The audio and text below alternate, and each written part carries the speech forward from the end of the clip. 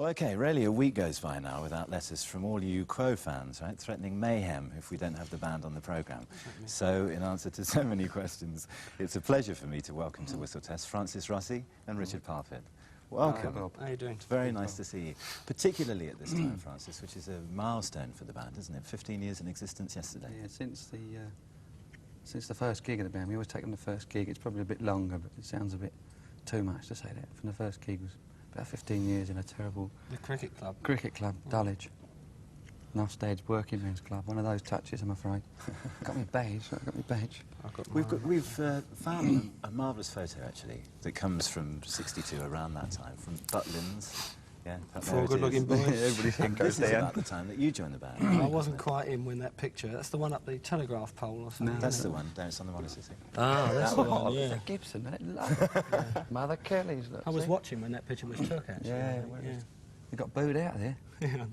How did you get involved with the band at that point, then? Well, I was with another band down there, a little kind of trio thing, you know. Oh, no. Say Come no on, more. what was it? No, I won't tell you the name of it. It's a terrible name. And I'd sort of got pally with everybody there, and I was writing to the bass player at the time, believe it or not, after we left for about a year. And then the manager at the time, he was a plumber, good-looking bloke though, and he said, "Do you want to join?" And because we needed another voice, believe it or not. And ever since then, I've had a terrible problem with singing in the studio, so I was never this voice, but, you know. The band needed a voice at the time, didn't it? In the gas showrooms, he told us. It's true, underneath the gas showroom, he said, you need a voice in this band. The contracts blowing down Lambeth Walk, you know. Yeah, he used to drop them everywhere. We've had some times. So how did you first get involved in the business? I mean, lead up to Matchstick, because I know you were working with Madeleine Bell just before. Yeah, we had all that. Was when Richard was with us. We had to get, to get a gig was amazing to have a gig, you know. We had to do a sort of a soul-y type set. That was the time when it was all. And we used to do gigs back in People. We did Tommy Quickly, Guy Darrell, and we did Madeleine Bell. And she was amazing to work with. She's like really...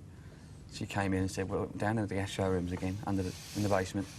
And she said, what you got, I'll do whatever you've got, you know. And she used to do numbers with her. We were doing a kind of a soul set at the time, really. And she fancied doing all of that soul set, you know. So that's what we did, and we went around the working men's clubs up Manchester, you know. And it was great fun, actually. She was really good. Yeah. So how many stabs had you had before Matchstick Men? How many singles? It was I Have Nothing. Hurdy-gurdy man, hurdy-gurdy man. Some out of 3, I think. Yeah. And then Matchstick Men sort of went... You know. There was a trough after that as well, wasn't there? Yeah. Oh, what? A trough. You hit hard times for a while. 69. Yeah, we sure did. It was just one of them things, I think. It was a good job it did, because I don't suppose we'd be where we are. Saying it, is that right? I suppose so, yeah. That was around 1969, late 69. It got really unhealthy for us, particularly. Did the whole business, couldn't work anywhere.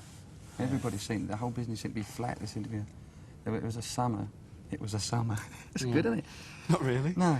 It was a summer, and all these gigs, everyone said, oh, the gigs are going broke, everyone's gone away. The usual stuff, when you can't get work. Everybody's on holiday, that's what it is. Sorry. And so many people split. I just flashed me badge, it sounds rude. Go on.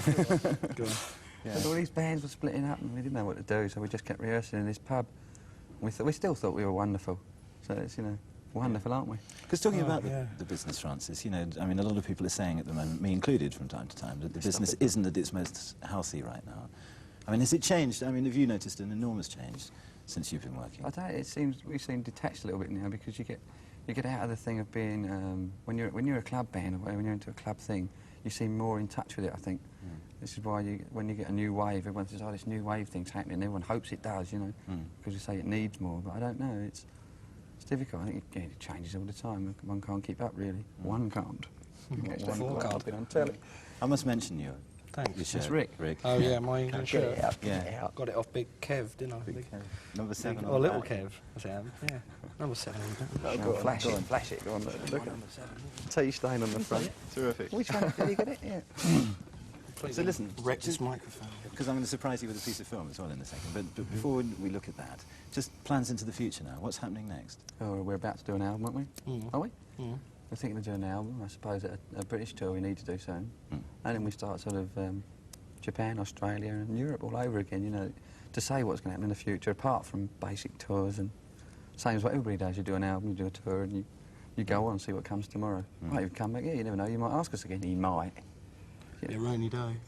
Listen, it's beginning to run. You must link us into this, because this was your first appearance, I think, on Top of Oh, the not the Pops. thing at top with this the is jacket, the the Beatles waistcoat. haircut, isn't it? Pictures of Matchstick Men. That ring, got that ring? Oh, that's good, isn't it? First time on telly. Well done, but look at that, wait a minute. It's me, look at that. I've got to get off of here. Oh, no.